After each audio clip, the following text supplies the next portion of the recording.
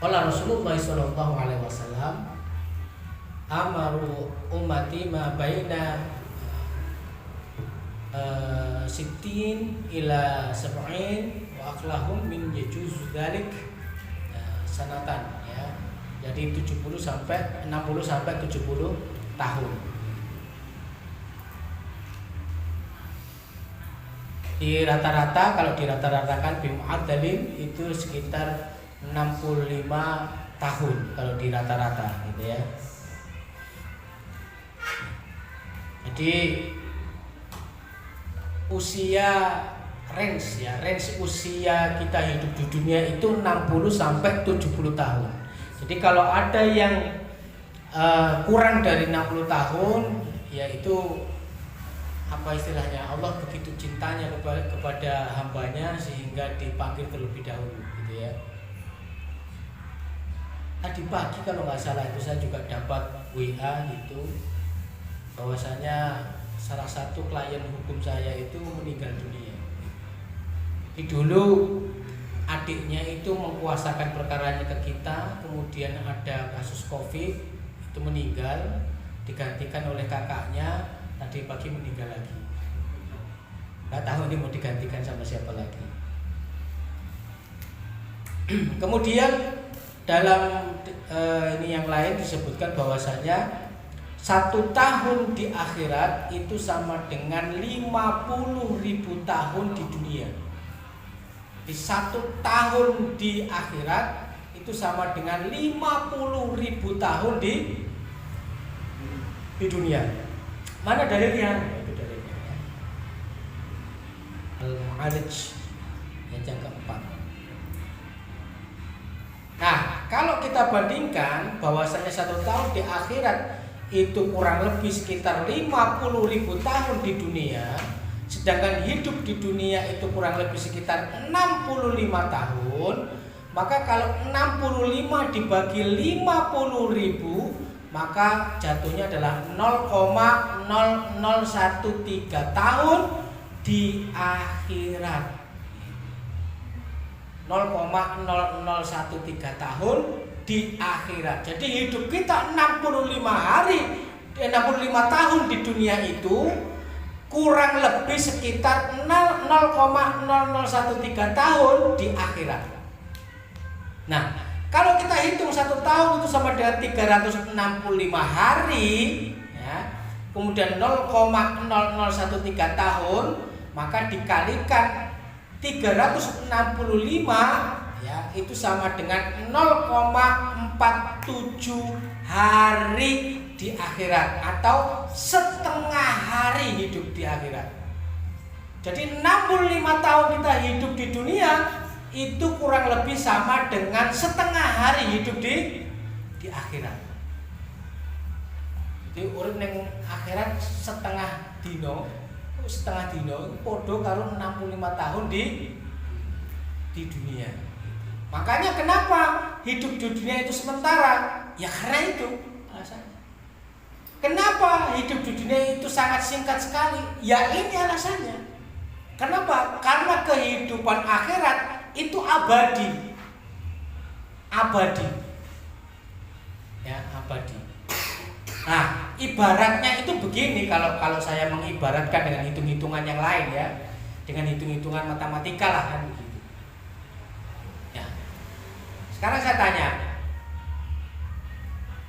kalau 1 bagi 1 berapa? 1 bagi 1? 1. 1 bagi 10? Iya, 1 bagi 10 itu 1/10. 0,01. 1 dibagi 100? 0,01. 1 dibagi 1000? 0,001. 1 banding tak terhingga. 0,0000 sampai tak terhingga, betul ya? Artinya apa? Limit mendekati 0. Betul nggak? Ada sih 0,000, cuman ujung satunya nanti ketemu di mana kan kita tidak tahu, ya. Gitu. Kalau 0,0001 satunya ada di belakang, atau kita hidup di dunia 65 tahun, berarti 65 dibagi tak terhingga, itu kan sama artinya dengan 0,000 sampai nggak tahu di mana ujungnya 65, betul nggak? Artinya apa? Limit mendekati 0. Limit mendekati 0. Pertanyaannya apa sih, Ustaz? Kalau limit mendekati 0, sampai orang yang dunia ini 65 tahun itu sama dengan 0 kalau di akhirat itu. Limit mendekati 0. Kenapa? Karena hidup di akhirat itu abadi. Abadi selamanya. Nah, pertanyaannya, 65 tahun dibandingkan dengan selamanya itu ketemu berapa? 0. Limit mendekati 0.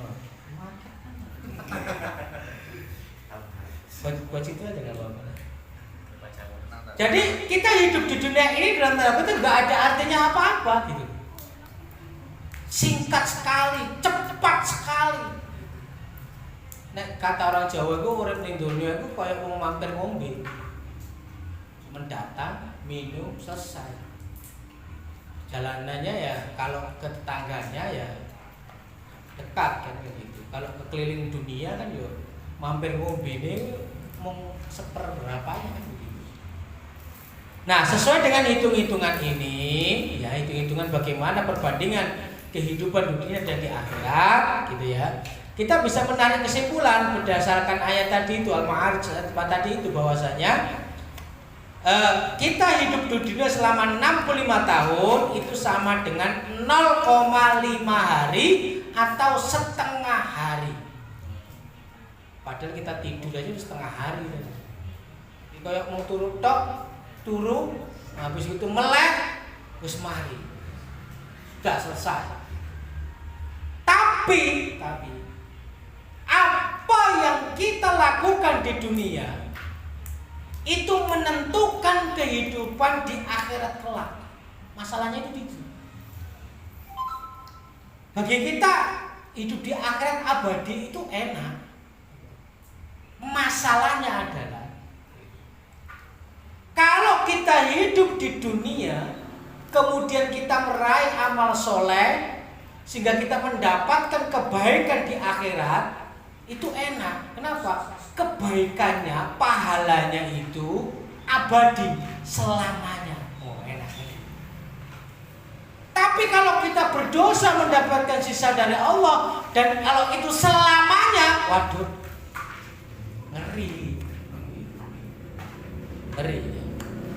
Makanya kehidupan di dunia itu sangat-sangat menentukan kehidupan di akhirat. Oleh karena itu, sing sabar urip ning donya. Sabar untuk apa? Sabar untuk melakukan kebaikan. Harus sabar. Dakwah harus sabar. Ngajine juga kudu sabar. Ibadah yang lain juga harus sabar. Keterikatan terhadap hukum Islam juga harus sabar. Nek gak sabar, modal. Itu. Nah, ini dalam Quran surat Al-Kahfi ayat 19. Demikianlah kami membangkitkan mereka agar mereka saling bertanya di antara mereka. Berkata salah seorang di antara mereka, berapa lama kamu hidup? Mereka menjawab, kami hidup sehari atau sepenggal hari. Jadi di akhirat umat manusia itu nanti dibangkitkan lagi.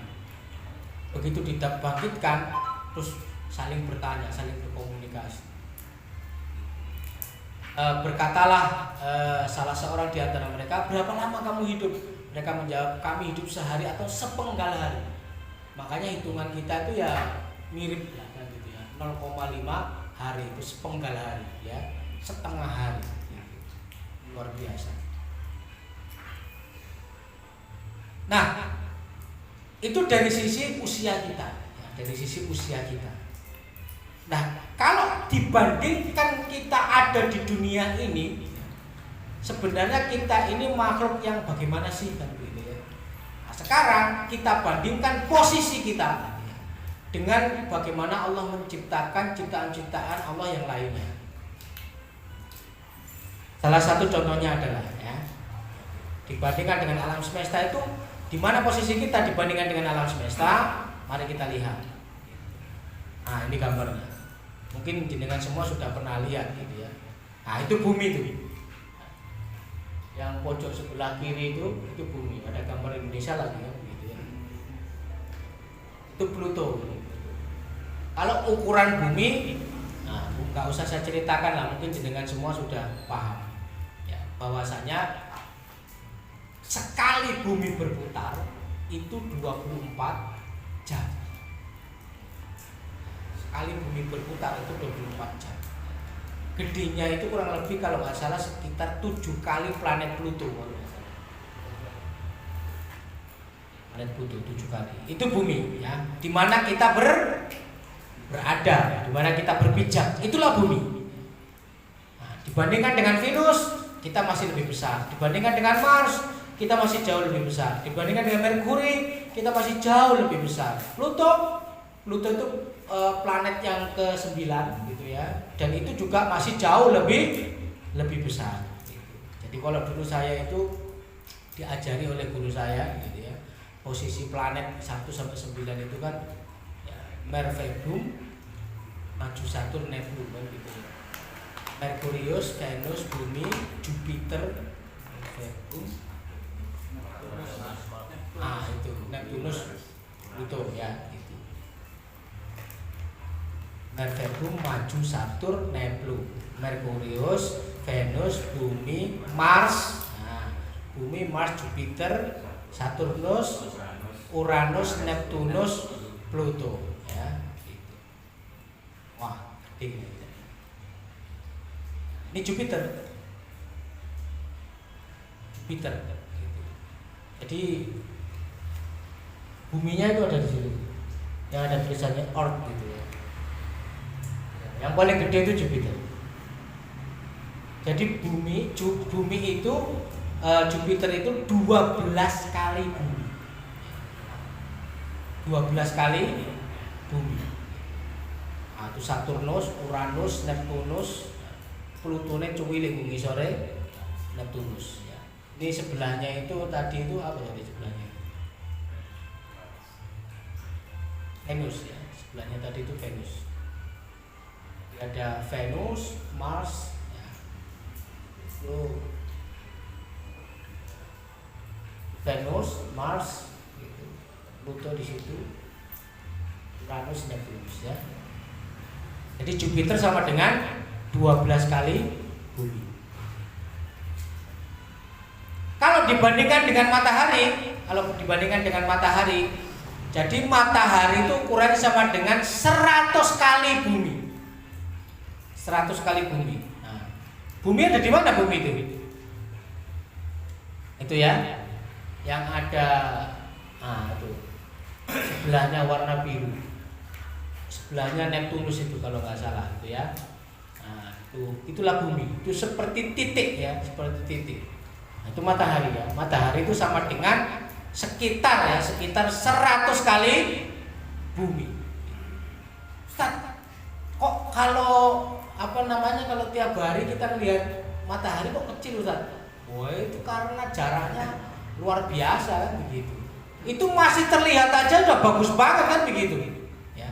Di Indonesia itu menara paling tinggi itu Monas, di sini udah gak kelihatan gitu ya. Apalagi Taj Khalifa itu yang ada di mana itu? Dubai, yang ada di Dubai, Taj Khalifa gitu ya. Itu menara yang paling tinggi di dunia gitu ya. Tingginya itu hampir sekitar, kalau bukan hampir, mungkin sekitar 1 kilometer tingginya itu ya, paling tinggi di dunia. Dari sini aja nggak kelihatan. Makanya bumi itu dibandingkan dengan matahari, mungkin mataharinya kelihatan kecil karena jaraknya berpuluh-puluh tahun, gitu ya, berpuluh tahun cahaya, nggak tahu berapa tahun cahaya lah gitu ya. Besarnya matahari sama dengan 100 kali bumi. Jadi bumi ping 100 itulah matahari. Padahal di bumi ini masih banyak tanah kosong yang dikapling-kapling, yang dijual-jual masih banyak. Coba kalau kita hidup di matahari itu lebih banyak lagi kan begitu ya. Tapi kobong kabeh ning kono. Nah, di sana panas sekali. Pertanyaan berikutnya adalah, apakah ada yang lebih besar lagi, Ustaz? Ada, tentu saja. Nah, gitu ya. Ini matahari, pojok sebelah kiri itu matahari. Ini Arcturus ya. Arcturus itu besarnya sekitar 30 kali matahari. Karena bumi itu sama dengan 100, matahari sama dengan 100 kali bumi, maka kalau 30 kali matahari itu sama dengan 3000 kali bumi. Jadi Arcturus itu hampir sama dengan 3000 kali bumi. Pertanyaannya, dari gambar ini bumi mana? Wes gak kelihatan. 3000 artinya apa? Arcturus ini kalau dikecilkan 3000 kali barulah ketemu ukuran bumi ya. Ini luar biasa nih. Jadi posisi kita itu bumi sudah kelihatan, apalagi posisi kita gitu. Kalau ditanya, Haris itu di mana dibandingkan dengan alam semesta ini? Wes gak ketok blas. Jangankan saya, bumi aja gak kelihatan. Ustaz, apakah ada yang lebih besar lagi? Ada yang lebih besar lagi. Apa itu, Ustaz? Antares. Antares itu besarnya sekitar 800 kali matahari atau sekitar 8000 kali bumi. Gede banget kan begitu ya. Ini matahari harus gak kelihatan di sini ya. Matahari aja nggak kelihatan. Yang besarnya matahari itu 100 kali bumi, itu sudah nggak kelihatan, sudah ketok belas begini. Apalagi bumi, tambah nggak ketok menit. Apalagi orang-orang yang ada di sini, nggak ketok belas begini pokoknya, babar belas kabeh. Nah, coba dicari musola Darul Arkom ini ada di mana ini? Iya di sini kok, di gambar itu di mana itu kan? Kalah ya. Itu bumi aja nggak kelihatan. 8000 kali bumi Antares. Nah inilah alam semesta itu luar biasa. Jadi kalau di dalam rasi-rasi bintang-bintang di alam semesta itu, maka kita nggak terlihat. Terlihatlah kita? Tentu tidak. Artinya apa? Kita ini kecil sekali. Jadi kita ini kecil, bahkan sangat-sangat kecil, dan Allah itu maha besar. Kenapa Allah itu maha besar? Allah aja bisa menciptakan Antares yang 8000 kali bumi itu bisa diciptakan. Maka Allah itu maha besar, bisa menciptakan itu. Coba misal, ini misalnya aja. Itu kalau Antares berputar kemudian meleset gitu, meleset dari putarannya, seret, geser masuk ke lintasannya bumi. Blur, bukan blur itu. Jadi kalau kayak kita digigit semut, tek gitu. Tinggal teblek aja, pok, tepok. Makanya kalau kita membandingkan bagaimana kiamat nanti itu, nah itu sudah gak membayangkan.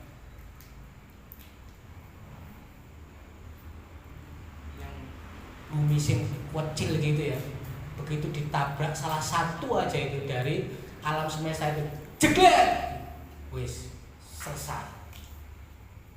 Makanya mudah sekali Allah itu menghancurkan. Kenapa? Allah yang membuatnya mudah, apalagi menghancurkan. Pada saat kiamat nanti ketika dihancurkan oleh Allah, nggak akan ada yang tersisa semua. Kenapa? Antara saja sama Arcturus gitu ya, meleset, jegler gitu aja sudah.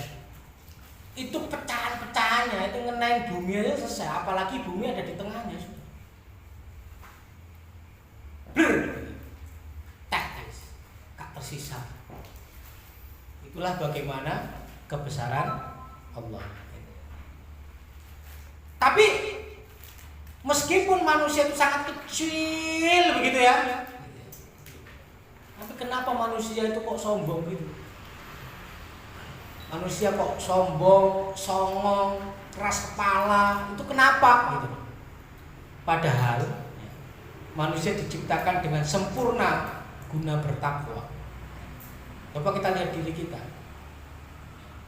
Jantung itu mengedarkan darah 96.000 km dan ditempuh hanya dalam waktu 23 detik. Sekarang saya tanya, kalau kita mau ke Legundi itu kira-kira berapa lama? Hah? Naik motor. Ya rata-rata lah kalau dari sini. Ya mungkin 10 menit ya nyampe, sekitar 7 menit gitu lah ya. Sekitar 7 menit lah. Bagi jantung yang memompa darah itu waktu yang sangat lama sekali.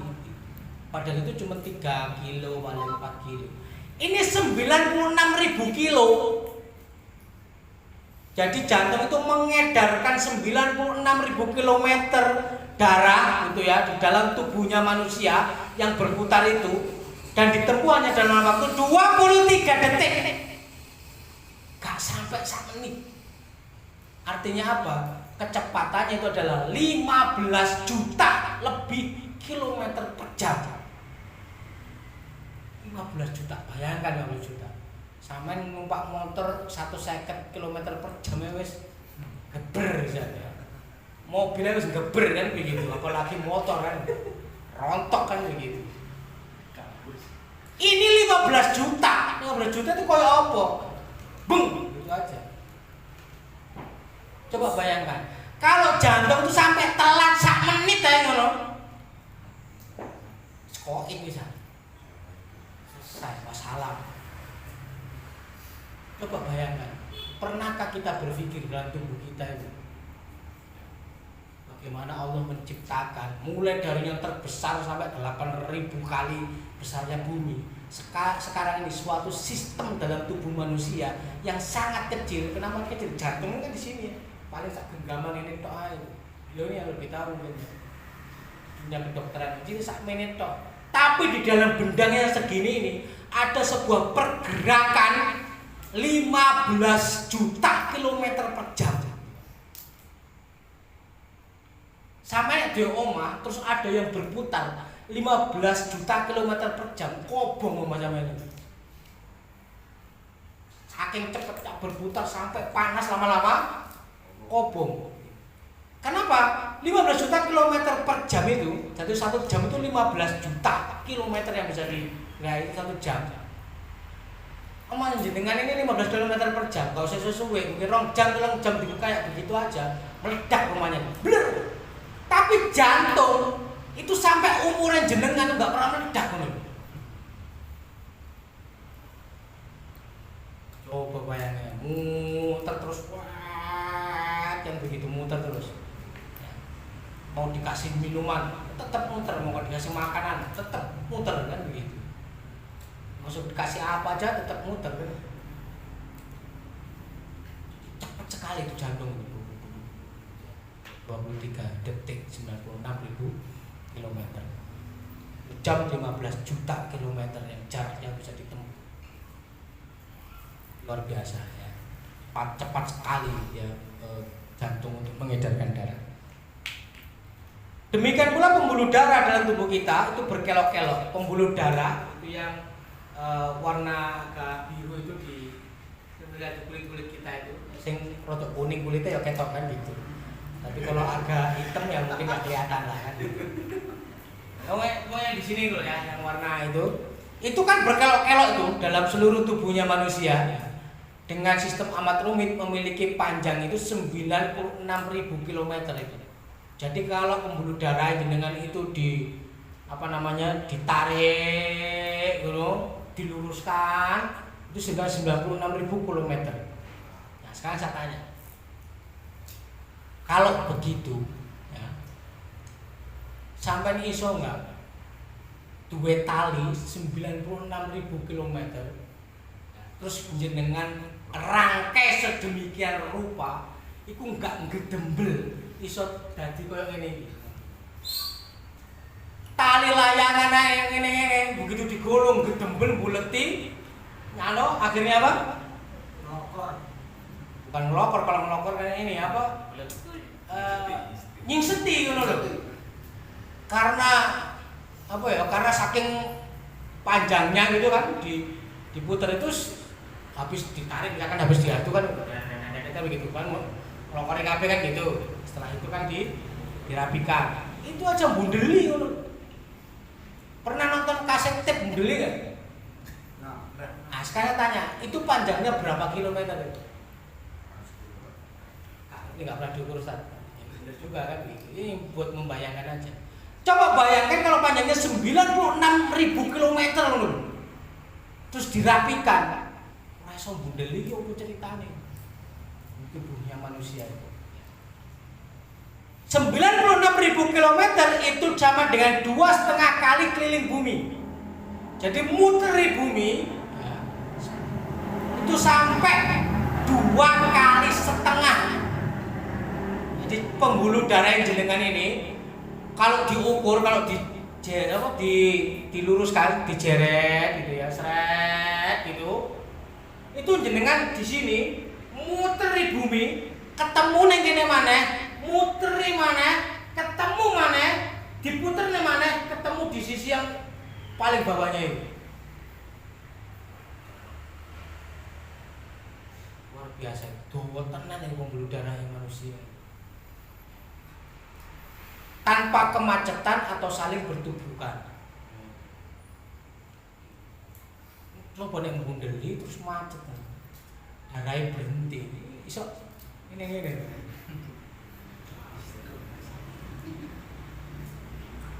Maka Allah itu menciptakan manusia dengan sebuah penciptaan yang sempurna. Diciptakan dengan yang sempurna. Jumlah sel dalam otak manusia adalah 100 miliar sel atau 10 kali dari yang dimiliki seekor simpanse. Jadi jumlah sel di otak kita, otak itu ya, bukan kepala, otaknya saja. Itu jumlah sel di dalamnya itu 100 miliar. Masalahnya itu begini, masalahnya. Dari 100 miliar itu sing dinggo mung 1 sel tok ngono. Makane gak pinter-pinter. Diwenehi ibaratnya kan begini ya. Ibaratnya flash disk. Jenengan itu dikasih 100 miliar giga gitu. Atau 100 miliar byte ya, gitu ya. Tapi file yang ada di dalamnya cuma 1 kilobyte tok.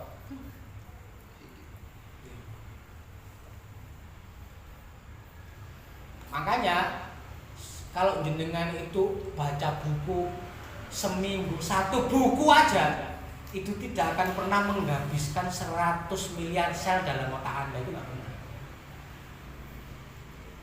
Apalagi nggak pernah baca.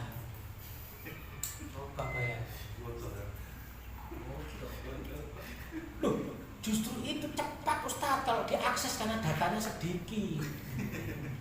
Loh iya, kalau akses data sing ono itu memang cepat karena jumlahnya sedikit di ruang yang sangat besar. Masalahnya data yang diakses itu gak ono, gak ada di situ. Kenapa? Karena informasinya gak pernah dimasukkan di situ. Gak ada. Ya kalau gak ada bagaimana? Yo nyari pakai mana juga ada, kosong melompong gelondang.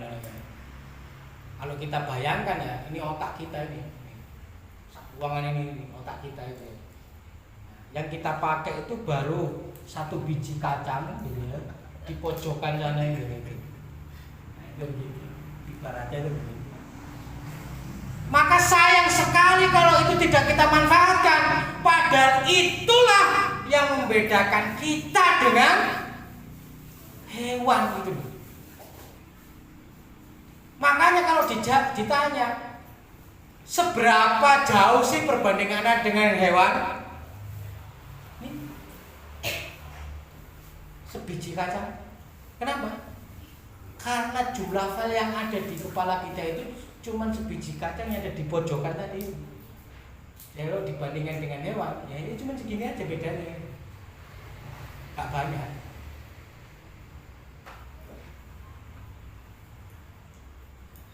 Besarnya memori otak manusia itu setara dengan hard disk sebesar 2 kamar ukuran 4 kali 3 meter.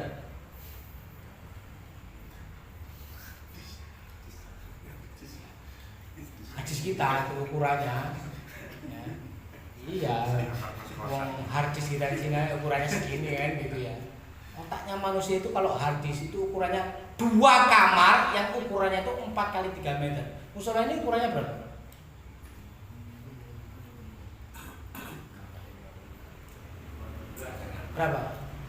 Berapa luasnya berapa meter ini musola ini? Dari stadion itu sampai 12. Nggak ada, sini 3 nggak ada. 3 sini ada nggak 3? Nggak ada. 2,5. Makanya saya bandingkan tadi itu semusola ini. Padahal sebenarnya itu 2 kali atau 3 kali musola ini itu ukuran harddisk otak kita itu begitu. Nah, saya sampaikan tadi bedanya manusia sama hewan apa? Nek isi kepala kita itu cuman sebiji kacang ini gitu ya. Jadi bedanya kita dengan hewan itu apa? Ya sebiji kacang ini, karena sebiji kacang ini yang ada di kepala kita. Apa mana sebiji kacang ini isinya persoalan tok. Kan begitu. Sing utang lah, sing apa meneh kae, sing tukaran karo tanggane lah, sing ribut sama keluarganya lah, yang urusan anak lah. Itu. Kalau bener-bener misalkan Sakofa Islam nggak ngerti di sebiji kacang ini seberapanya kan begitu. Luar biasa, ya Allah. Kita punya hard disk yang sangat besar, tetapi tidak pernah dipakai. Tapi memang itu stylenya orang Indonesia. Apa itu stylenya orang Indonesia? Orang Indonesia kan begitu, suka barang yang canggih-canggih, meskipun dia nggak tahu cara mengoperasionalkannya.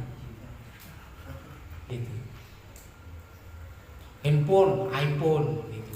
Tapi nggak bisa pakai iPhone, mengoptimalkan iPhone itu nggak bisa.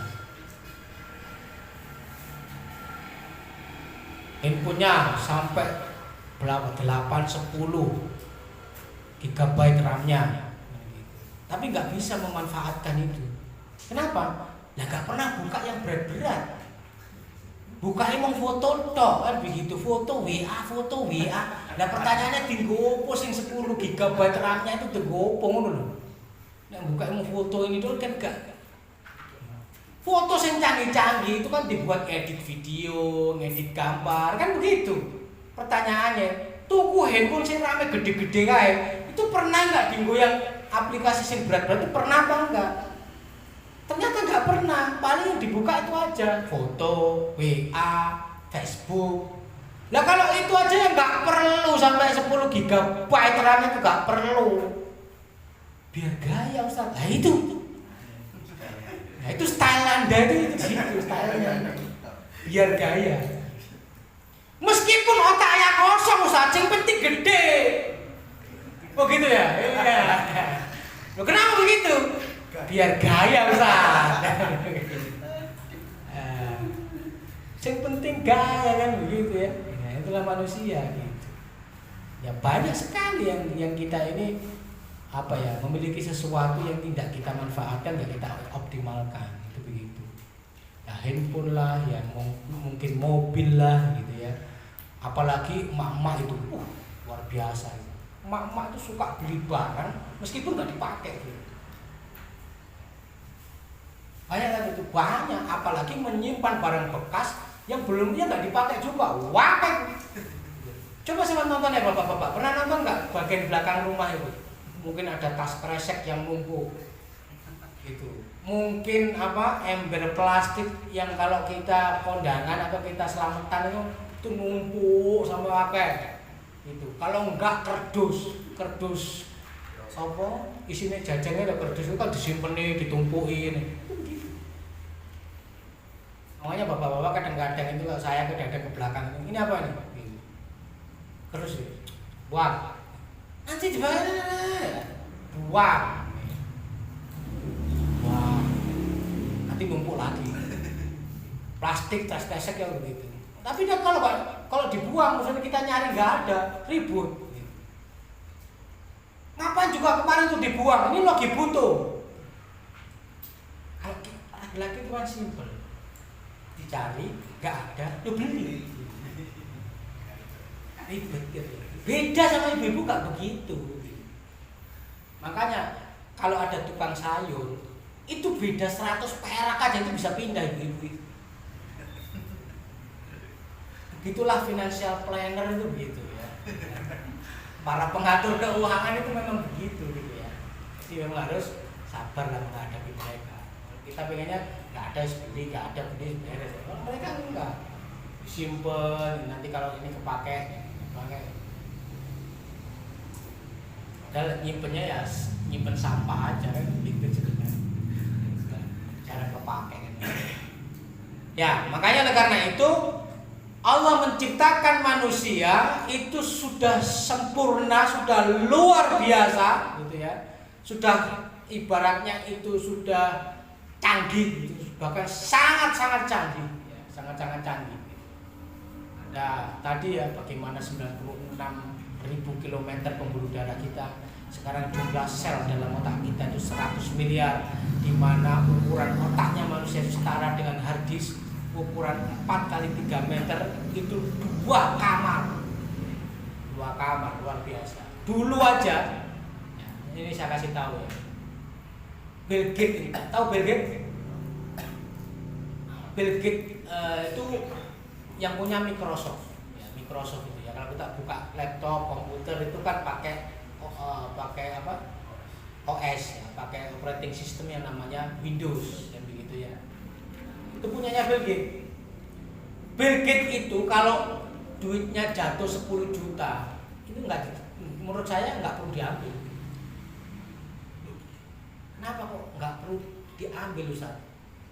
Karena Bill Gates itu menghasilkan uang $250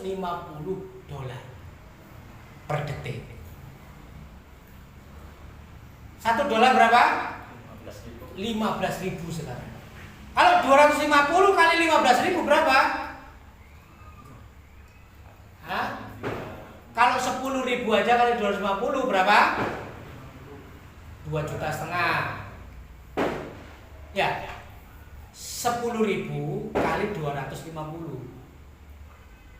2,5 juta kan? Nah, 2,5 juta ditambah setengahnya 2,5 juta, yaitu 1.250.000. Itu berapa? 3.750.000 per detik. Gaji sampean piro, Pak?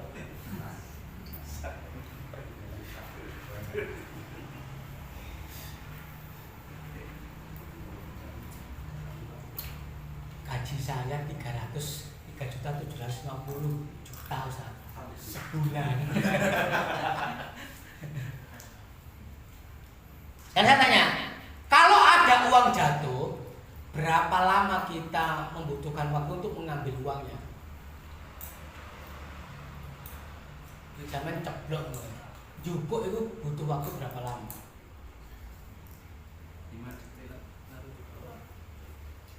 8 detik? 5 detik. Telung detik aja, telung detik. Itu Bill Gates sudah bisa menghasilkan 11 juta. Makanya duitnya teblok 10 juta cepet. Daripada njogok telung detik, ditinggal lewat kembali meneh. Itu Bill Gates ngono kae.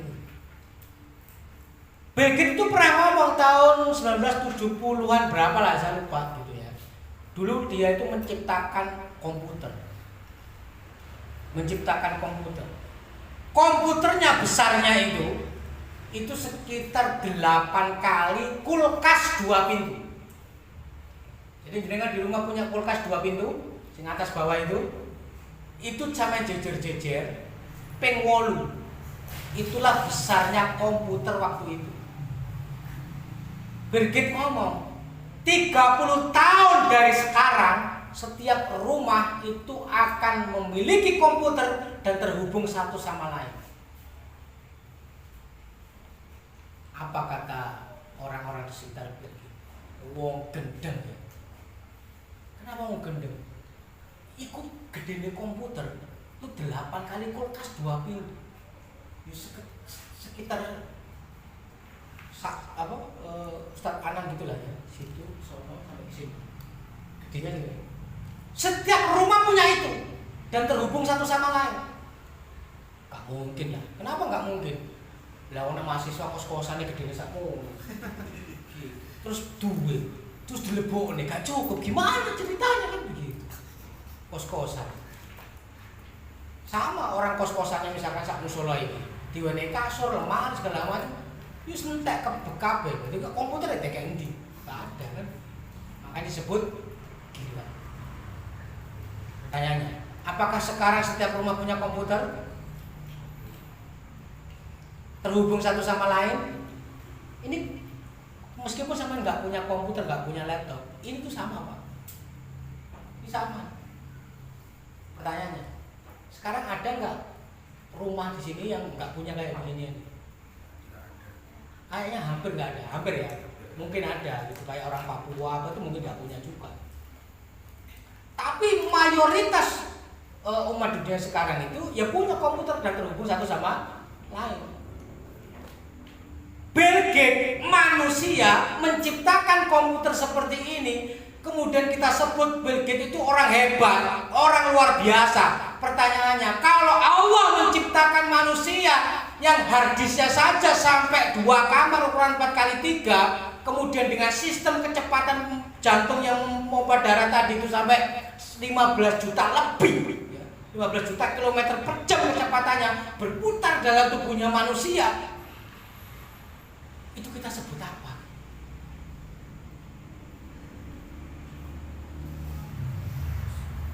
Allahu Akbar, gak ada kata yang lain juga. Allah Maha Besar, sehebat-hebatnya bisa. Bill Gates itu mencipta komputer mungkin orang-orang hebat itu. Dan Bill Gates itu gak ada apa-apanya dengan ciptaannya Allah, gak ada apa-apanya. Kalau ditantang sama Allah, ayo manusia, kamu ciptakan benda yang paling gede di dunia ini, ayo apa? Gak iso kalau ukuran di dunia. Allah sudah bisa menciptakan yang 8.000 kali dunia kok. 8.000 kali dunia, bumi itu bisa dia ciptakan. Nah, manusia sendiri bisa nggak menciptakan sebuah benda yang besar, yang besarnya itu menandingi bumi? Ya nggak iso. Ditanya lagi, manusia, bisakah kamu menciptakan yang lebih kecil dari yang diciptakan oleh Allah? Gak bisa juga. Bisakah kamu menciptakan sesuatu yang kecepatannya itu melebihi kecepatannya yang sudah Allah berikan tadi itu? Gak bisa juga. Makanya ojo sombong dadi menungso kuwi. Jangan sombong. Kita aja lah ketemu presiden, diomongin presiden, mungkin kita sudah wedi, takut. Mas, ojo ngaji. Radikal. Apa Pak Radikal? Tangkep kok. Siapa? Mending wis gak ngaji. Iki Pak, sing luwe pinter, sing luwe hebat, yang maha perkasa, yang maha lebih, itu mengatakan, ngaji. Kita malah gak ngaji Pak. Gak ada takut-takutnya kita ini. Iya coba. Makanya aneh kita ini. Kita lebih takut sama manusia, tapi yang kita nggak pernah takut sama yang menciptakan manusia. Luar biasa. Allah SWT berfirman dalam Quran surat An-Nahl ayat yang keempat. A'udzu billahi minasyaitonir rajim. Bismillahirrahmanirrahim. Khalaqal insana min nutfatin fa idza huwa khasimun mubin. Khalaqal insan, maka Allah telah menciptakan manusia min nutfatin, dari mani. Nutfah dari mani. Coba Pak, ngapunten ya, ini kita sesama laki-laki ya, pasti semua sudah tahu bendanya namanya mani itu kayak apa, kan begitu ya. Mani itu Pak, sesuatu yang mungkin kita anggap sesuatu yang menjijikkan, tapi nggak najis itu nggak najis. Makanya kalau kena atau apa, sarung atau apa yang itu cukup dijemur aja, kering dipakai lagi nggak apa-apa, nggak usah dicuci nggak apa-apa. Tapi karena kita merasa jijik, itu dicuci akhirnya kan begitu. Jenengan ini Pak, muka-muka yang kayak kita ini, itu berasal dari itu gitu. Sesuatu yang bagi kita itu menjijikkan. Dan ini kayak gini. Terus sombong meneh ngono. Coba bayangin. Kowe itu sesuatu yang menjijikkan, sombong. Apa mana kamu dari kopi ini?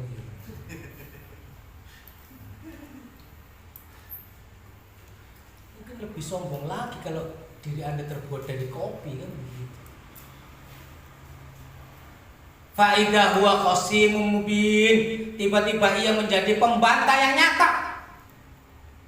Tiba-tiba dia membantah, dikongkon ragelem, disuruh tidak mau, diperintah tidak mau, disuruh mengerjakan tidak mau, disuruh meninggalkan malah dikerjakan. Menjadi pembantah yang nyata. Padahal usia kita semakin lama semakin berkurang. Apabila telah datang ajal kalian, tidak akan dapat dimajukan ataupun ditangguhkan, sekalipun hanya sesaat.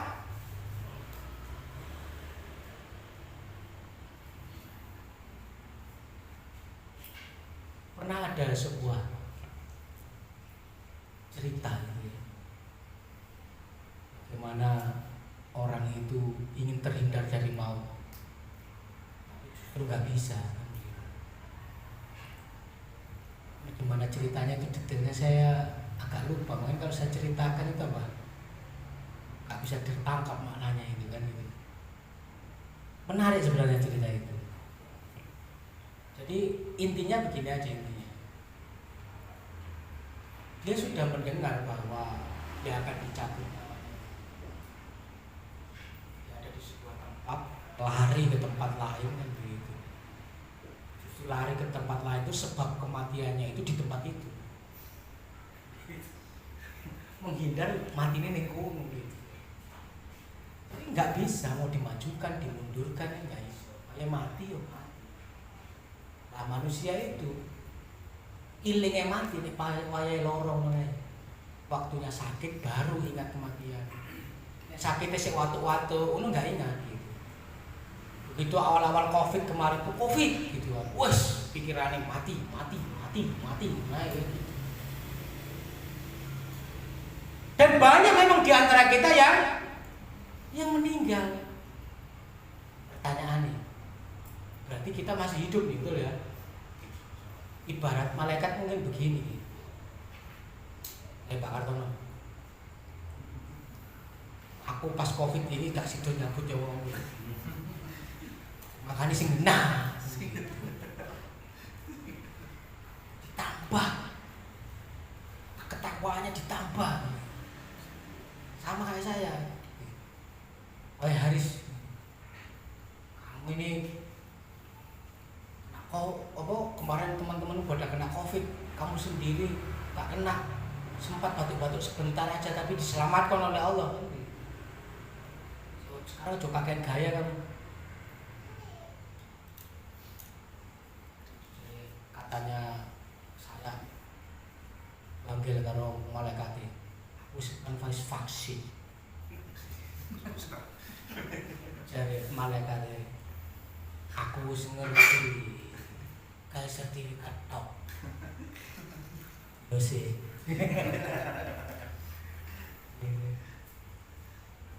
Ya mohon maaf, saya salah satu orang yang tidak vaksin.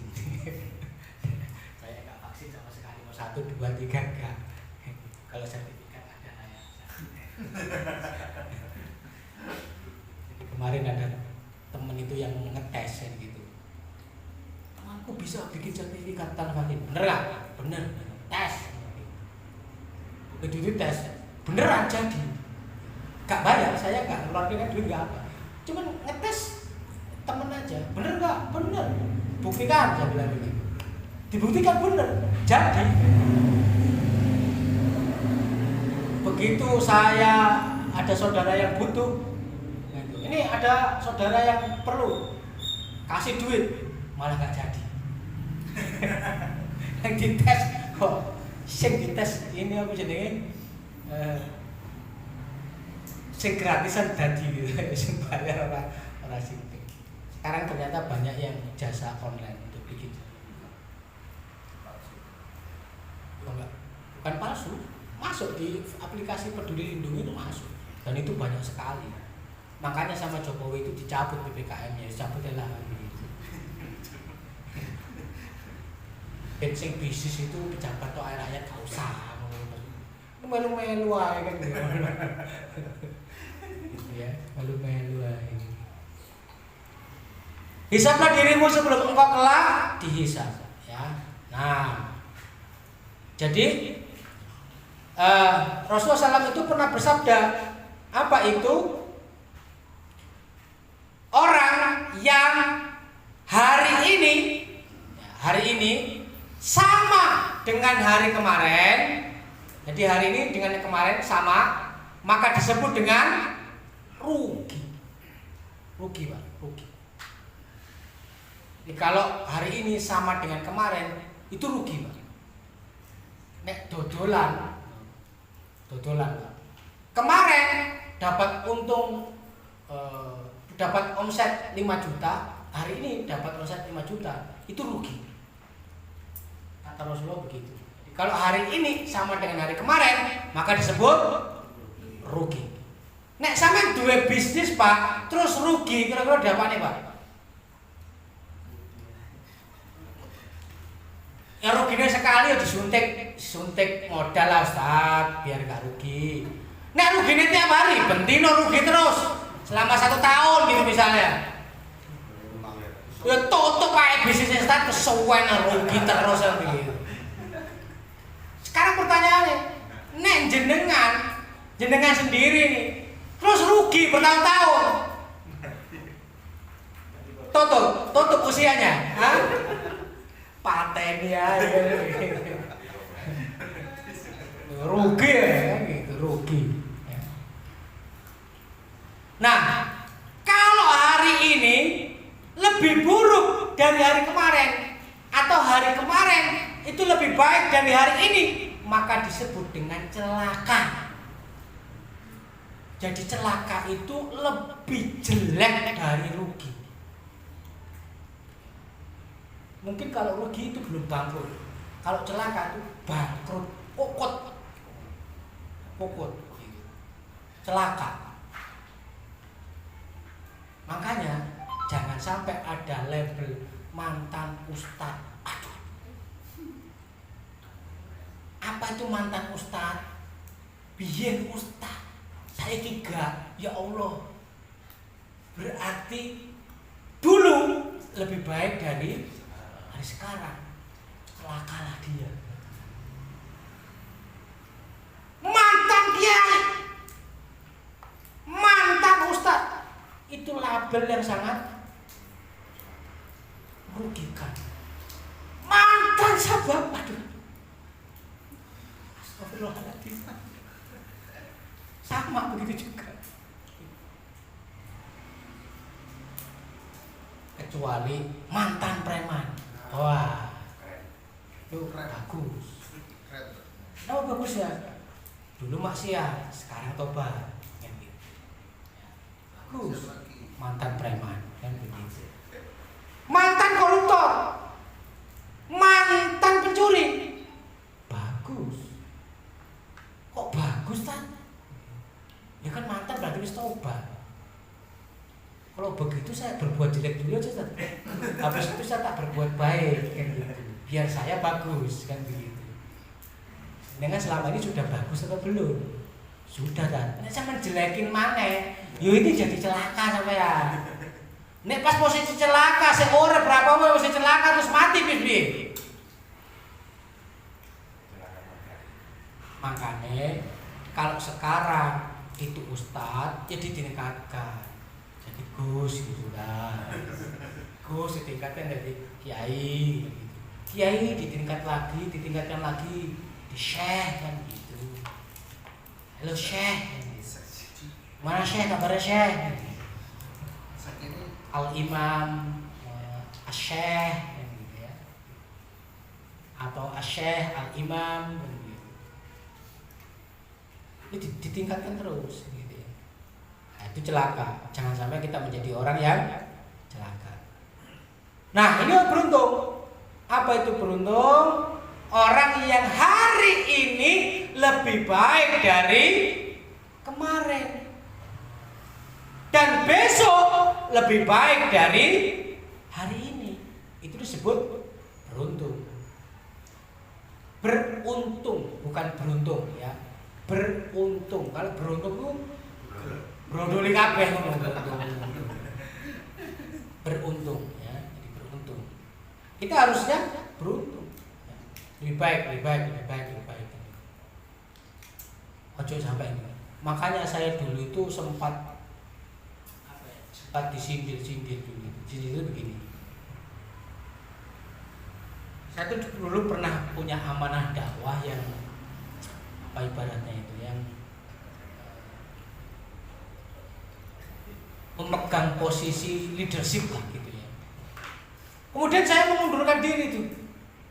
Saya pegang selama 4 tahun. Saya itu jadi sebuah PJ pengemban dakwah di satu kawasan lah gitu. Karena kesibukan saya yang menjadi trainer waktu itu sering keluar kota dan segala macam. Akhirnya kan dakwah nggak terurus gitu ya. Karena nggak bisa kontrol dan segala macam. Jadi saya mundur. Begitu saya mundur, itu disindirin tuh sama satu ustadz yang lain itu. Apa nyindirnya? Pejuang kok lari dari medan tempur. Itu kayak tampol cekok gitu ya. Kenapa? Karena umat Islam kalau berjihad itu gak boleh mundur. Haram hukumnya untuk mundur, itu haram, gak boleh. Gitu. Kecuali Amirul Jihadnya yang menyuruh untuk mundur karena suatu hal, itu gak apa-apa. Tapi lari dari medan perang, mundur, itu gak boleh, haram hukumnya.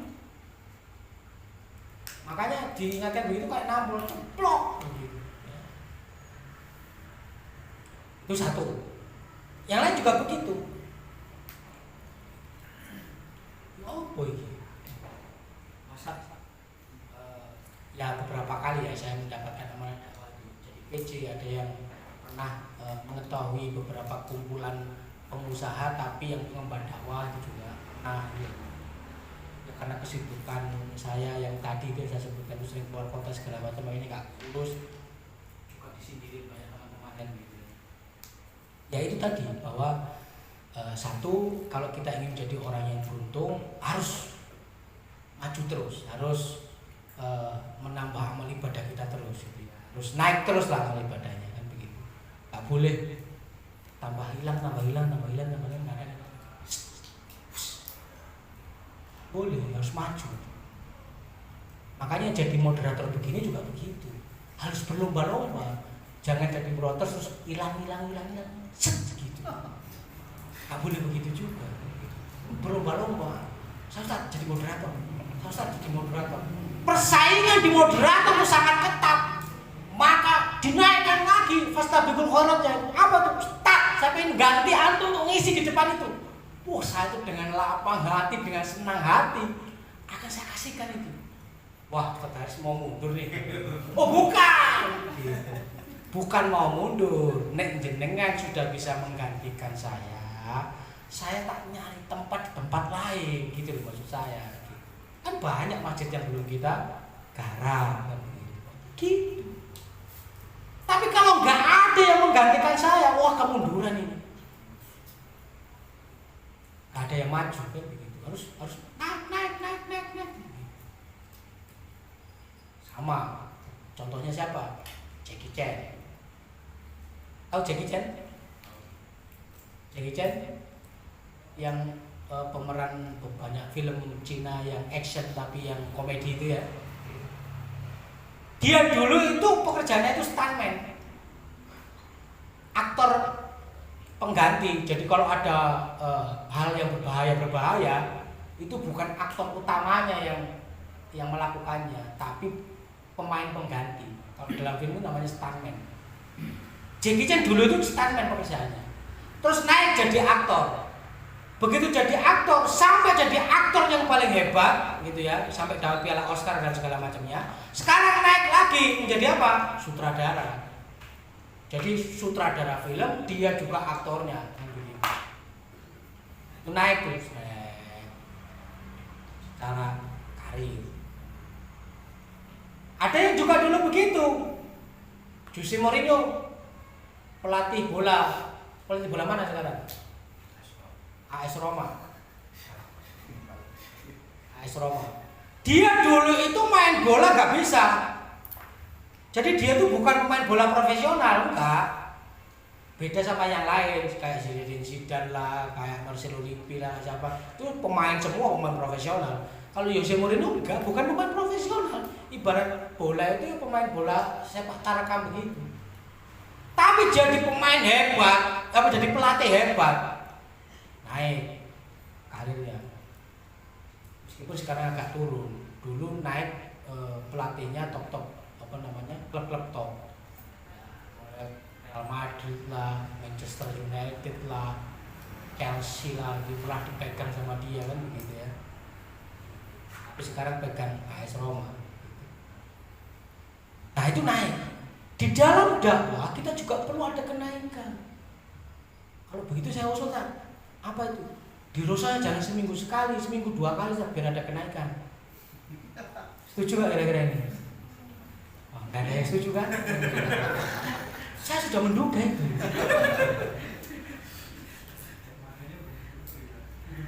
Kenapa?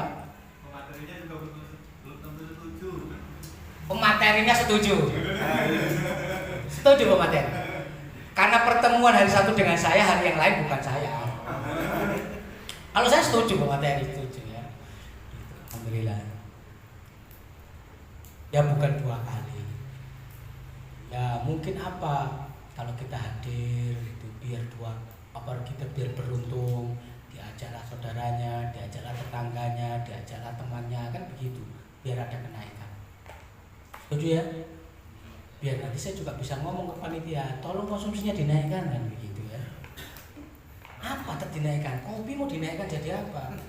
Usah ini sama ini grasi untuk gede-gede. Biar ada kenaikan.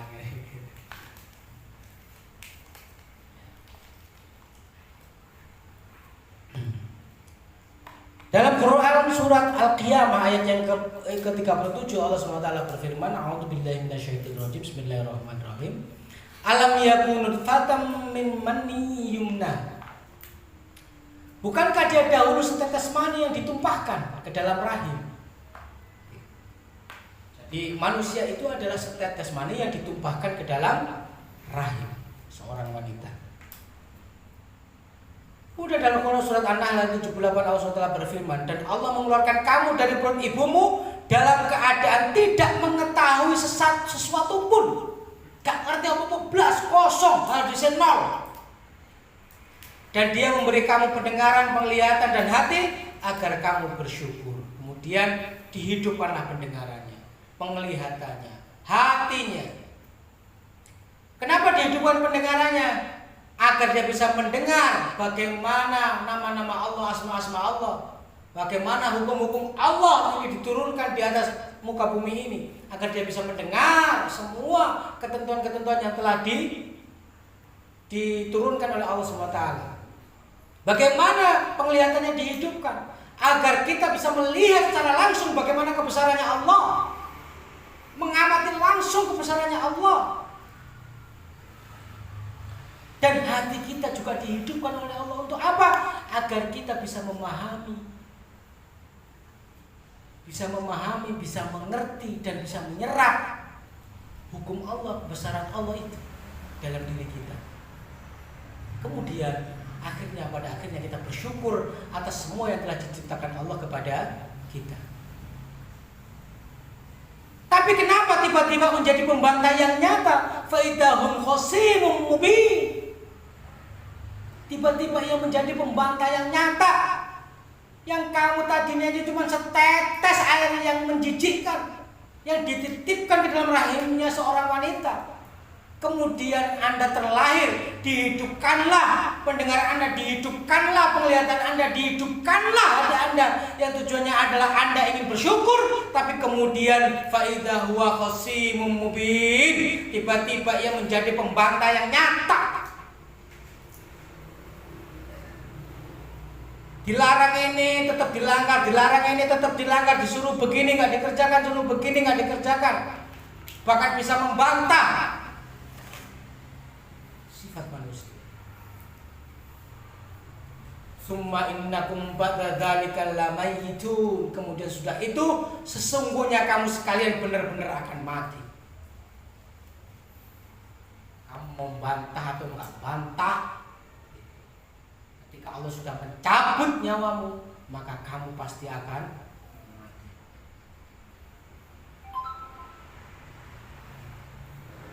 Kaifa takfuruna billahi wa kuntum amwatan fa ahyakum summa yumitukum summa yuhyikum summa ilaihi turja'un. Mengapa kamu kafir kepada Allah padahal kamu tadinya mati, lalu Allah menghidupkan kamu, kemudian kamu dimatikan dan dihidupkannya kembali, kemudian kepadanya lah kamu dikembalikan.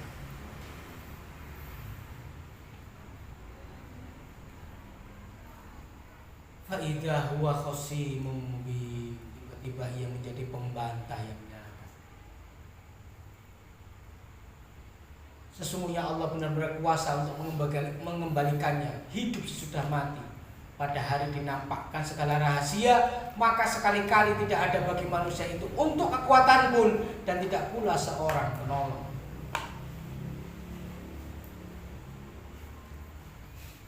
Kemudian Allah berfirman, Iqra kitabaka kafa bi nafsikal yawma 'alaika hasiba. Bacalah kitabmu. Ngaji orek. Bukaan kitabmu. Duduklah kamu untuk mengkaji, memperdalam Islam. Cukuplah dirimu sendiri waktu ini sebagai penghisap terhadapnya. Bacalah kitabmu. Bacalah hisabmu. Catatan amal ibadahmu ini dibuka, kemudian hisablah dirimu. Allah SWT juga berfirman dalam Quran Al-Hasyr, hai orang-orang yang beriman, bertakwalah kepada Allah dan hendaklah setiap diri memperhatikan apa yang telah diperbuatnya untuk hari esok, yaitu akhirat, dan bertakwalah kepada Allah, sesungguhnya Allah Maha mengetahui apa yang kamu kerjakan. Hendaklah setiap diri memperhatikan apa yang telah diperbuatnya. Artinya apa? Hisab, muhasabah, tengok, deloken. Jare wong Jawa, deloken citok ngono. Kata orang Jawa. Hisablah diri kita. Lihatlah diri kita. Bagaimana kita ini menjalankan kehidupan di dunia ini, hari demi hari, bulan demi bulan, tahun demi tahun. Adakah peningkatan dalam diri kita?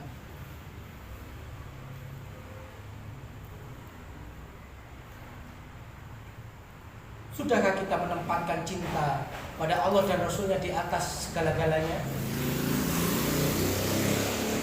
Sudahkah hari-hari kita lalui dengan ketaatan kepada Allah? Selama ini kemana anak, istri, masyarakat kita arahkan, saudara-saudara kita arahkan kemana? Dulu Nabi dan sahabat berjuang agar Islam sampai kepada kita. Sekarang sudahkah kita berpartisipasi dalam menyampaikan dan menerapkan syariat Islam? Seandainya Rasulullah itu tidak berdakwah, tidak berjuang agar Islam sampai di sini, maka kita tidak akan pernah selamat di dunia ini. Kenapa? Karena kalau kita mau selamat, itu hanya Islam yang menyelamatkan kita. Tidak ada selain Islam yang bisa menyelamatkan kita, ini tidak ada. Jadi kalau Rasulullah tidak berdakwah, kemudian kita tidak mengenal Islam, kita tidak akan bisa selamat di dunia dan di akhirat. Pertanyaannya juga begitu sama. Mungkinkah anak cucu kita nanti akan mengenal Islam seandainya kita tidak berjuang demi Islam ini? Makanya kita ngaji hari ini itu bukan hanya untuk diri kita sendiri, saudara-saudara. Tapi untuk apa? Untuk kita sampaikan juga kepada orang lain. Agar perjuangan yang kita sampaikan kepada orang-orang lain itu juga dilanjutkan terus sampai nanti lahir anak cucu kita juga akan memperjuangkan perjuangan Islam ini, dan mereka mengenal Islam, akhirnya anak kita juga selamat. Ini bagian dari perjuangan. Kita hendaknya mencontoh mereka. Apa itu? Rasulullah dan Khadijah yang melahirkan Fatimah. Rasul salah dan Khadijah yang melahirkan Fatimah, seorang sosok wanita yang menurut saya itu luar biasa. Kenapa luar biasa? Coba kita bayangkan Fatimah, anaknya Rasul, anaknya kepala negara, anaknya orang yang sangat dimuliakan dan sangat-sangat disegani, tapi kehidupannya itu miskin. Minta pembantu aja sampai ditolak sama Rasulullah SAW. Pernah suatu ketika karena menggiling jagung itu capek, itu menggiling jagung, gandum ya, menggiling gandum itu berat, capek, gak kuat, pegel, karena mungkin pegel akhirnya banyak pekerjaan yang lain mungkin gak bisa dikerjakan. Akhirnya datang ke Rasulullah SAW minta dikasih pembantu, tapi Rasulullah SAW itu menolak, tak mau ngasih pembantu.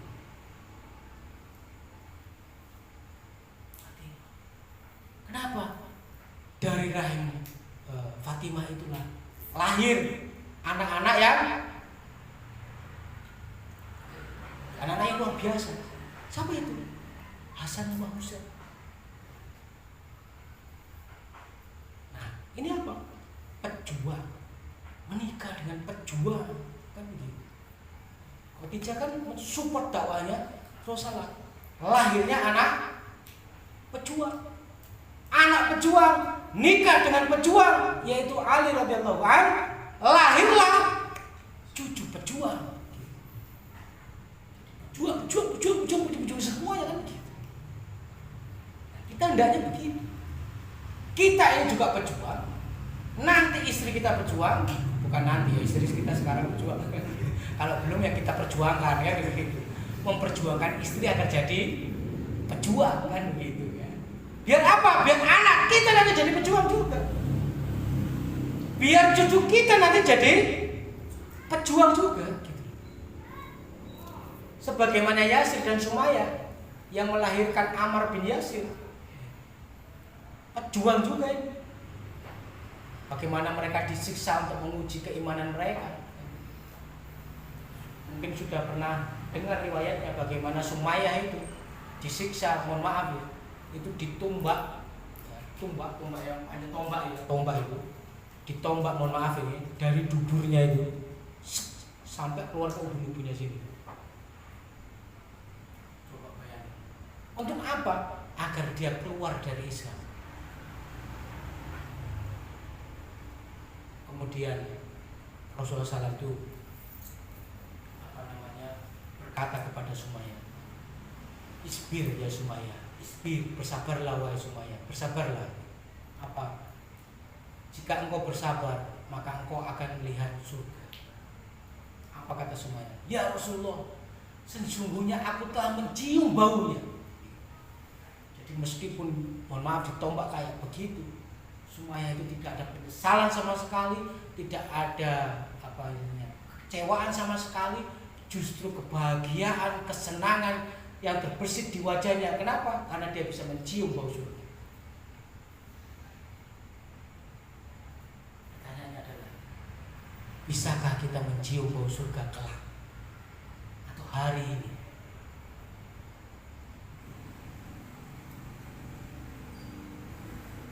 Kemudian Zubair bin Awam dan Asmah binti Abu Bakar yang melahirkan Abdullah bin Zubair. Zubair bin Awam adalah salah satu tokoh yang mencatat Al-Quran, salah satu hafiz Al-Quran, yang salah satu tim penulis Al-Quran adalah Zubair bin Awam. dan Asma binti Abu Bakar, anaknya Abu Bakar, yang melahirkan Abdullah bin Zubair, di mana pada masa kekhalifahan si Zaid, siapa itu yang anaknya Muawiyah? Ya, Zaid ya. Anaknya Muawiyah siapa namanya? Saya lupa. Di mana pada saat anaknya Muawiyah itu menjadi sosok yang begitu kejam, tapi Abdullah bin Zubair bersama dua Abdullah yang lain itu menentang sekuat tenaga kezuliman yang dilakukan oleh anaknya Muawiyah itu. Artinya apa? Pejuang. Ali dan Fatimah yang melahirkan Hasan dan Husain.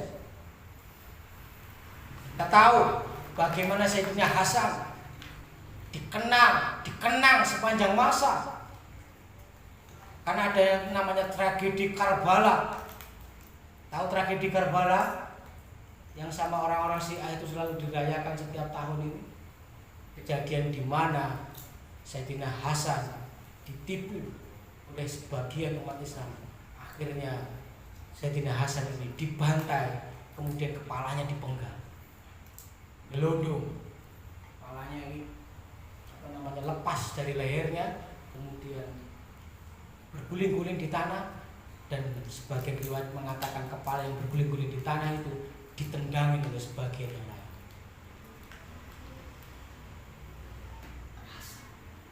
Juang luar biasa.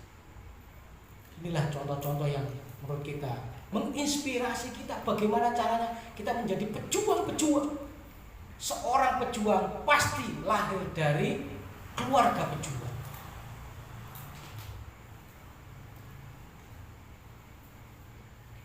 Contoh,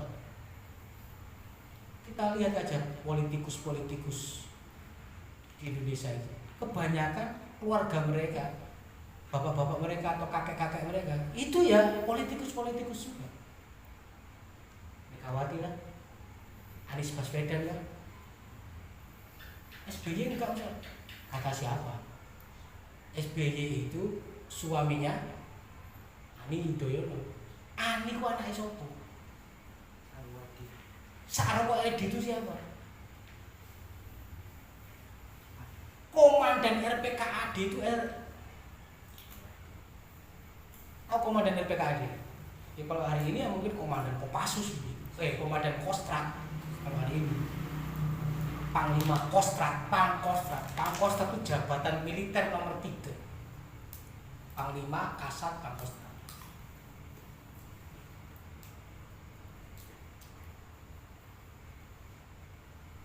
Banyak kayak begitu.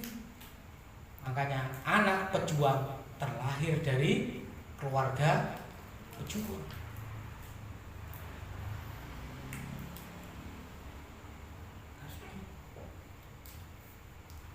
Nah, oleh karena itu, bagaimana agar anak-anak kita menjadi anak-anak pejuang? Maka bapaknya harus menjadi bapak yang pejuang, ibunya harus menjadi ibu yang pejuang. Saya ini pejuang apa bukan?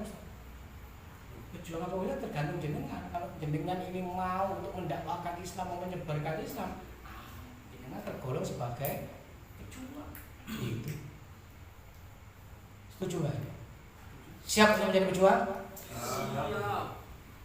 Jangan sampai membantah seperti bagaimana saya sebutkan tadi itu. Idza huwa khasimun mubin. Ya. Itu yang bisa saya sampaikan pada kesempatan malam hari ini. Mungkin ada pertanyaan, saya persilahkan. Monggo.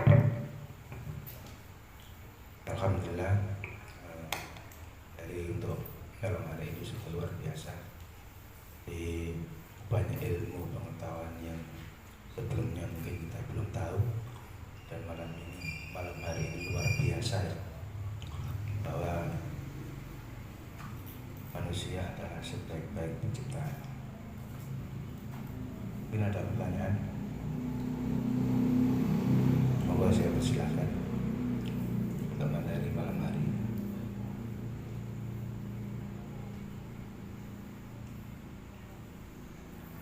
Apa hatimu kok? Pertanyaannya boleh sesuai dengan materi atau di luar materi. Assalamualaikum warahmatullahi wabarakatuh. Ini saya mau tanya Ustaz, ini kan muhasabah refleksi ya. Ini di masyarakat sekarang itu laki itu kadang tuh ada yang ditarik uang Ustaz untuk acara ini. Tapi acara itu uangnya itu digunakan untuk istilahnya pengajian. Terus kadang ada yang makan-makan. Nah ini yang saya tanyakan gini Ustaz. Kan memerayakan tuh arti katanya kan luas. Yang sesuai dengan syariat itu yang mana kegiatan itu Ustaz? Beda saja. Pertanyaannya apa?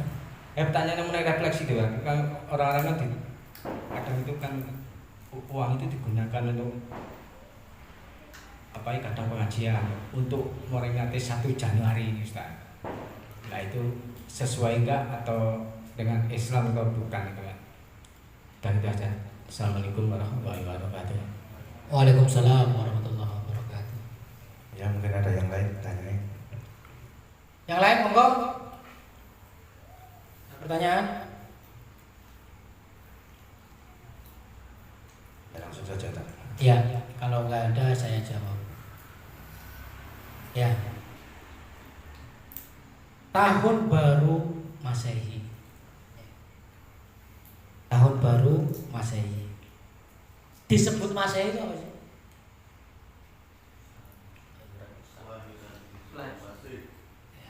Disebut Masehi itu kan ada kaitannya dengan Isa Al-Masih. Tetapi Masehi di sini ini adalah Masehi yang terkait dengan satu agama tertentu. Gitu ya. Kalau Isa Al-Masih kalau Nabi Isa alaihissalam itu nggak ada masalah kan begitu ya, nggak ada masalah dalam pengertian ya salah satu Nabi Allah kan begitu, Nabi dan Rasul Allah Isa alaihissalam. Itu kita hormati juga meskipun Rasulullah SAW itu sebagai penutup para nabi satu nabi. Nah, bagaimana merayakan? Karena ini terkait dengan satu agama tertentu, maka kita tidak boleh untuk mengikutinya. Jangankan mengikutinya, jangankan merayakannya. Suatu ketika aja Umar bin Khattab itu membawa kitab Zabur di hadapan Rasulullah. Kitab Zabur itu Nabi apa? Nabi Daud.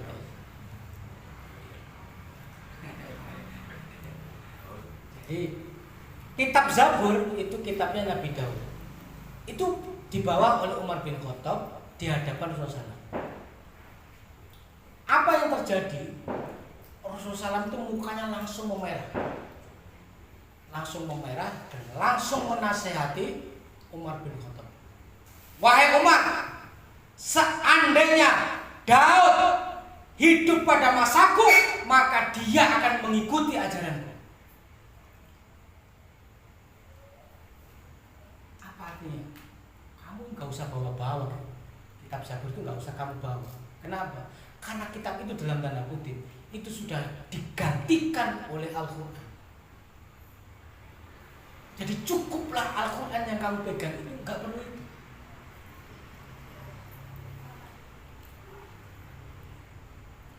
Bawa tok.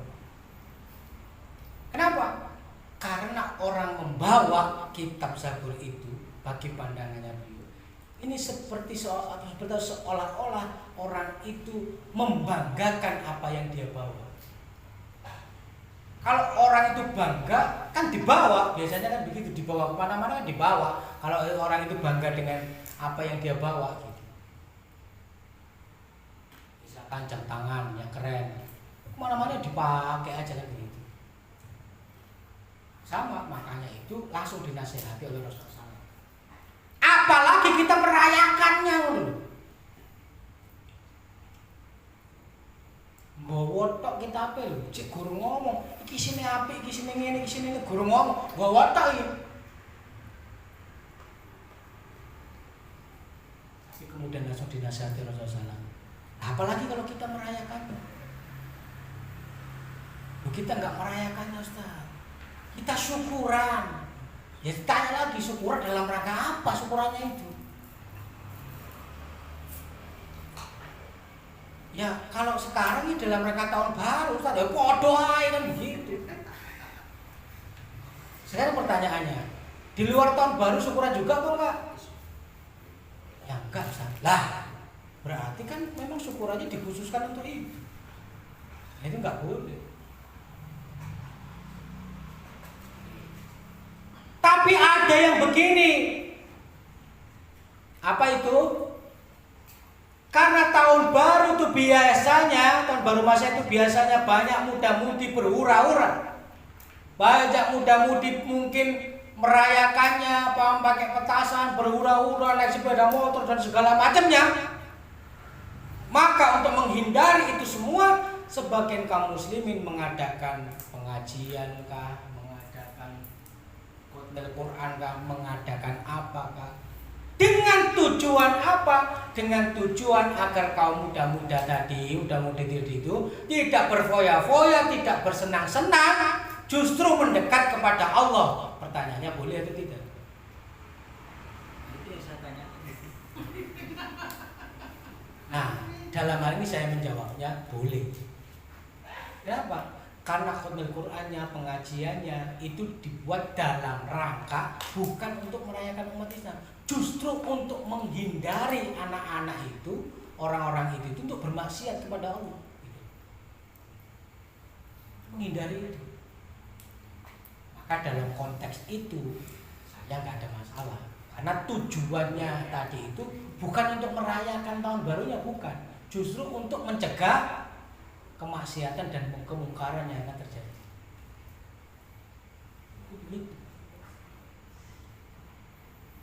Kalau kita itu nggak spesial karena memang setiap Sabtu kita selenggarakan. Lah kok pasir nggak ada ya dino Sabtu juga. Saya tuh khawatir ini kajian saya tuh nggak ada yang datang juga kayak gitu. Khawatir Ustaz. Bukannya berapapun tetap dijalankan. Iya tetap dijalankan gitu ya.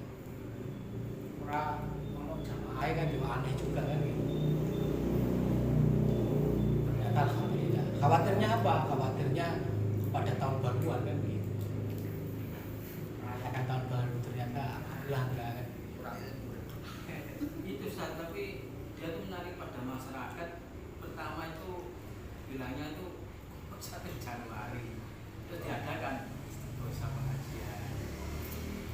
Nah itu boleh. Sekarang begini, kalau jenengan tak bayar bagaimana? Kalau menurut keyakinan jenengan itu nggak bagus, ya nggak usah bayar kan begitu. Kan sekarang tadi ini kan pertanyaan kedua kan ya. Pertanyaan pertama terkait dengan merayakan. Pertanyaan yang kedua terkait aku ditarikin iuran tak, dinggo iku tak, ya apa tak? Nek jenengan nggak bayar piye? Kadiwawo, dikucilkan, kasih kayak KTP. Karena kalau memang kondisinya seperti itu, ya dikasih aja, tapi disampaikan dengan niatnya. Saya infak untuk dakwah Islam, plek, guys. Terserah dia mau pakai apa, itu urusan dia. Yang penting saya infaknya untuk dakwah Islam. Jadi diniatkan, saya infak untuk dakwah Islam. Ngoten. Soalnya sik ngono dikucilkan karo masyarakat atau kenemenen masyarakat sampai ini kan anu aja beli rumah lagi di dekat rumah saya kan begitu. Nah kalau rumahnya di dekat saya terus ditarik kan saya sudah bilang wis tak bayari ini kan gitu ya. Dulu ada saya juga dikasih pertanyaan soal itu. bukan hanya soal tahun baru, tapi dulu perayaan 17 Agustus itu begitu. Ya apa Ustaz? Itu caranya. Jawabannya kayak begitu. Kata Ustadz saya begitu. Diniatkan aja untuk kebaikan ya, untuk perjuangan atau dakwah Islam nih. Karena dipakai untuk apa suruh sana-sana kan bukan. Gitu Pak Haji, gimana Pak Haji? Ya, kalau nggak mau ngasih ya nggak apa-apa juga gitu. Lebih baik kalau itu nggak saya nggak ngasih Ustaz. Ya nggak apa-apa. Cuma gimana caranya nggak ngasih yang elegan itu bagaimana kan begitu. Tinggal omah ditutup. Ditutup, ketok-ketok assalamualaikum gak usah dijawab. Kan selesai perkara. Atau Pak hadinya nggak ono kan gitu. Apa namanya? Lewat. Kan begitu kan, betul nggak? Kepergok gitu ya. Ketemu lagi langsung. Langsung tatap muka kan begitu. Langsung tatap muka tuh, wah, kebeneran. Aku warung pengajian. Saya, assalamualaikum. Langsung ngalir. Bapak, aku buru-buru. Setelah itu, kalau acara sudah selesai, baru dia didatengin ke rumah. Maaf, aku kemarin buru-buru. Sepurane semua kayak aku ini buru-buru, aku ini. Ono apa? Tarian Pak. Wah, lain kali datangnya lebih sore. Siap. Anu gitu.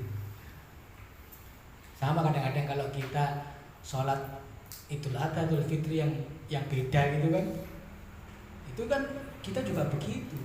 Kalau beda kita yang pertama, mereka yang lain itu yang kedua, itu nggak apa-apa, nggak ada masalah. Tapi kalau mereka yang pertama, kita yang kedua, itu gak enak rasanya gitu loh. Jadi misalkan mereka, kalau ini kan Sabtu ya, Minggu ya. Mereka itu Minggu lebarannya, kita Senin. Gak enak itu. Makanya hari Minggu kabur, mana kan gitu, hilangan gitu. Woi, kok gak ketok sholat ini? Ya, lagi berkunjung sama saudara. Tapi sekarang alhamdulillah sudah, orang perbedaan itu sudah biasa lah gitu ya. Kalau zaman dulu awal-awal itu nggak biasa sekali perbedaannya. Alhamdulillah kalau sekarang sudah biasa, itu pemahaman masyarakat sudah meningkat. Nanti kalau yang hal-hal kayak begitu nanti juga akan terjadi.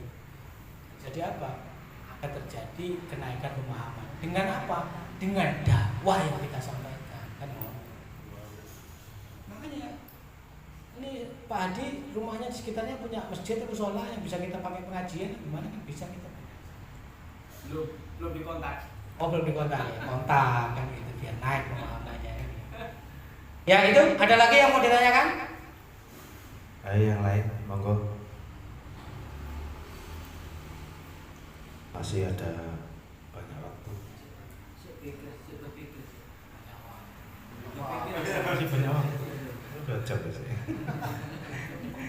Masih 30. Ya, kalau nggak ada nggak apa-apa di itu. Ya, kalau nggak ada, sudah cukup semua. Alhamdulillah untuk materi malam hari ini, semoga kita diberkahi oleh Allah dalam materi muhasabah ini. Semoga kedepannya mulai hari ini kita tingkatkan amalan kita agar bisa menjadi keluarga pejuang. Kita ciptakan mulai diri kita sendiri, terus berlari kepada keluarga dan teman serta saudara yang lain. Insya Allah kita siap untuk menjadi pejuang. Semangat ya. Alhamdulillah, malam hari ini kita tutup dengan istighfar 3 kali dan penutup majelis. Astagfirullahaladzim, astagfirullahaladzim, astagfirullahaladzim. Subhanaka Allahumma wa bihamdika, asyhadu an la ilaha illa anta, astaghfiruka wa atubu ilaik. Kurang lebihnya saya mohon maaf. Assalamualaikum warahmatullahi wabarakatuh. Waalaikumsalam warahmatullahi wabarakatuh.